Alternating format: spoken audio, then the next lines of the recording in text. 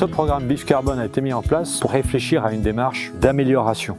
Donc ça a été une volonté d'entraîner une masse de producteurs pour communiquer sur ce qu'on faisait comme travail. Entre autres sur la capacité qu'ils auront demain de bien effectivement avoir établi ce qu'il est dans leur pratique pertinente de conserver et ce vers quoi ils doivent tendre. C'est à la fois des pratiques d'élevage pur, mais c'est aussi des éléments de durabilité sur des critères de biodiversité, de production d'énergie et d'alimentation. Cet équilibre, il faut le préserver en l'état, mais il faut ensuite et surtout le qualifier et le quantifier en l'état. Bien sûr, ça concerne toute la filière, bien sûr l'amont, les éleveurs, mais aussi les abattoirs, les transformateurs, les distributeurs. Tout le monde a capacité à s'améliorer. Et puis l'autre aspect aussi, c'est de dire qu'on a des différences très importantes entre le Sud-Aquitaine avec les Pyrénées, les Estives. On a le Limousin qui est un berceau allaitant très important, très herbagé. Et puis on a le reste de la zone qui est très varié, aussi bien les systèmes de Sévrien que des systèmes de Charente-Maritime, que des systèmes du Lot-et-Garonne. Et donc le but, c'était d'avoir quelque chose représentatif sur toute la région. Concrètement, nous avons 24 partenaires qui travaillent sur toute la grande zone Nouvelle-Aquitaine. Forcément, dans les élevages enquêtés, on a traduit la diversité des exploitations de Nouvelle-Aquitaine. Mais même quand on compare des systèmes équivalents, on s'aperçoit d'une grande variabilité de résultats des émissions au sein de cette famille.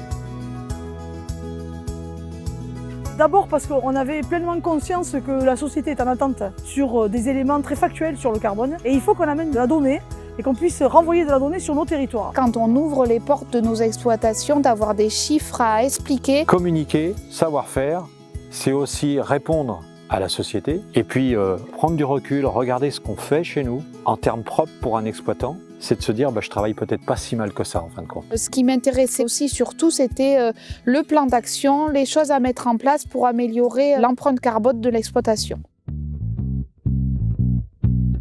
L'empreinte carbone d'un consommateur français est évaluée à environ 12 tonnes de carbone par an. Dans ces 12 tonnes, vous allez retrouver une part des biens et services que le consommateur utilise, une part pour son logement, une part pour son transport et également une part pour l'alimentation. L'alimentation, ça va représenter 15% de cette empreinte. Dans cette alimentation, les produits carnés ont une place d'environ 5% sur l'empreinte des 12 tonnes.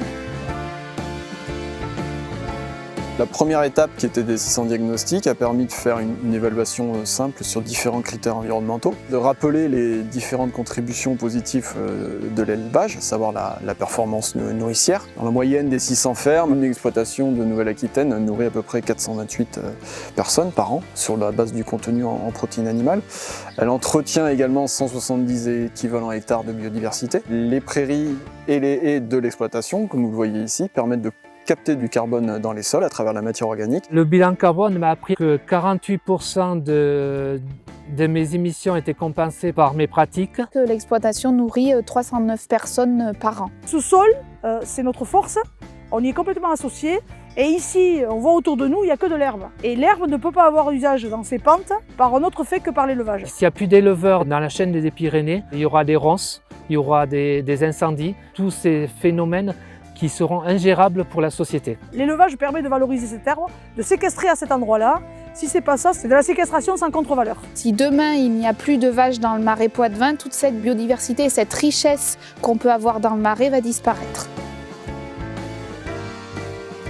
Que les éleveurs sachent que chaque fois qu'ils ont une action bénéfique pour l'environnement, c'est aussi une action bénéfique pour leur capacité à vivre sur ce territoire. La technicité plus la bonne productivité me permet quand même de sortir des résultats économiques intéressants et de pouvoir vivre de mon métier. Donc on est vraiment sur des notions d'efficience et pas de décroissance. Et du coup, on a une corrélation forte entre la performance environnementale et la performance économique. Si vous améliorez vos émissions de l'ordre de moins 10, moins 20%, vous aurez forcément un gain de BE qu'on peut chiffrer entre 5 et 10% supplémentaires.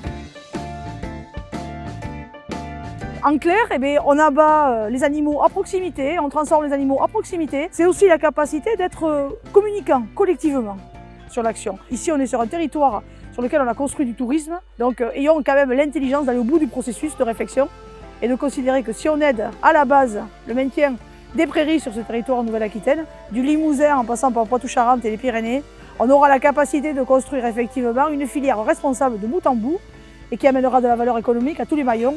Et là, je crois qu'effectivement, on aura réussi l'enjeu du plan carbone régional en arrivant à avoir sur les étals un steak durable et pertinent et qui génère de l'emploi.